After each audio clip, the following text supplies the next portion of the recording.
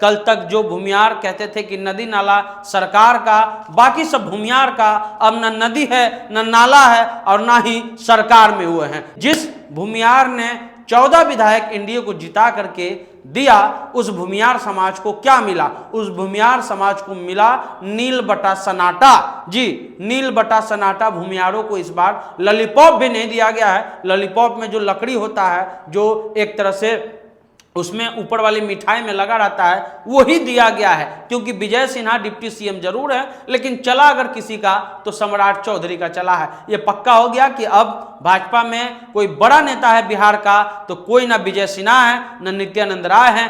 श्री कृष्ण सिंह के बाद भूमियारों को कोई नेता क्यों नहीं मिल रहा है? आज यही कारण है कि जो भूमियार बिहार के पहले मुख्यमंत्री हुआ करते थे, आज उनकी राजनीतिक हैसियत शून्य है। महागठबंधन से सवाल उनको कम पूछना चाहिए, क्योंकि महागठबंधन को वो नाम मात्र के वोट देते हैं। सबसे ज्यादा वोट भाजपा को मिलता है।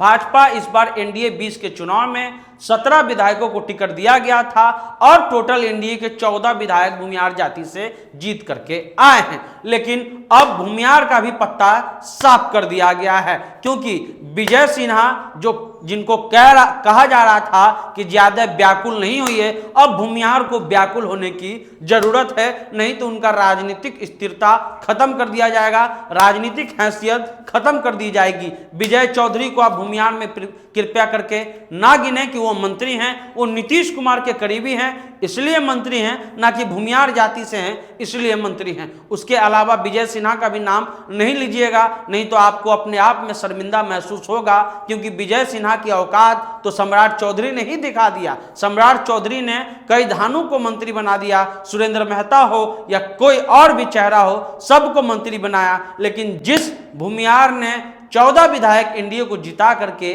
दिया, उस भूमियार समाज को क्या मिला? उस भूमियार समाज को मिला नील बटा सन्नाटा। जी, नील बटा सन्नाटा। भूमियारों को इस बार लॉलीपॉप भी नहीं दिया गया है। लॉलीपॉप में जो लकड़ी होता है, जो एक तरह से उसमें ऊपर वाली मिठाई में लगा रहता है, वही दिया गया है। क्योंकि विजय सिन्हा डिप्टी सीएम जरूर है, लेकिन चला अगर किसी का तो सम्राट चौधरी का चला है। ये पक्का हो गया कि अब भाजपा में कोई बड़ा नेता है बिहार का तो कोई ना विजय सिन्हा है, न नित्यानंद राय है, न मंगल पांडे हैं, न सुशील मोदी हैं। सिर्फ एक नेता है, उनका नाम है सम्राट चौधरी।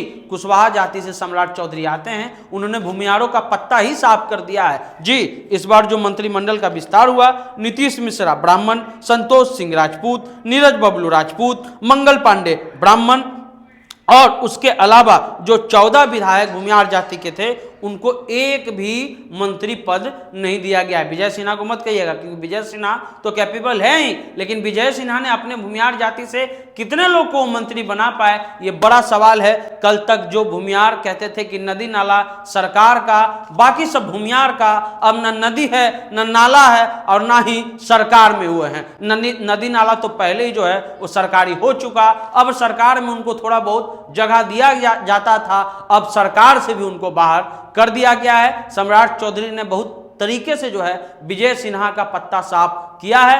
अब जो उप डिप्टी सीएम हैं, वो उप नहीं, वो चुप डिप्टी सीएम हो चुके हैं, क्योंकि ना उनका दाल गला, न खिचड़ी गला, न मार भात गला, कुछ नहीं गला है। विजय सिन्हा को राजनीतिक रूप से चुप करा दिया गया है, और भूमियार जाति जो बढ़ चढ़ करके जो है वो भाजपा को वोट देते आ रही है, और अभी चुनाव आने वाले हैं, उसमें भी उन्होंने मन बनाया होगा कि हम भाजपा को वोट देंगे, लेकिन अब उनको राजनीतिक जो हिस्सेदारी है वो ना के बराबर मिल रहा है। श्री कृष्ण सिंह की जो लेगेसी थी, उसके अलावा कई बड़े बड़े भूमियार नेता हुए, कई बड़े बड़े समाज सेवी भी हुए, लेकिन अब भूमियारों की राजनीतिक स्थिति शून्य कर दी गई है भारतीय जनता पार्टी में। ये साफ झलक रहा है। अगर ऐसा नहीं होता तो इतने मंत्रियों ने शपथ लिया, सिंगल एक भूमियार मंत्री भी नहीं बने हैं। विजय चौधरी और विजय सिन्हा सिर्फ विजय ही विजय चल रहे हैं,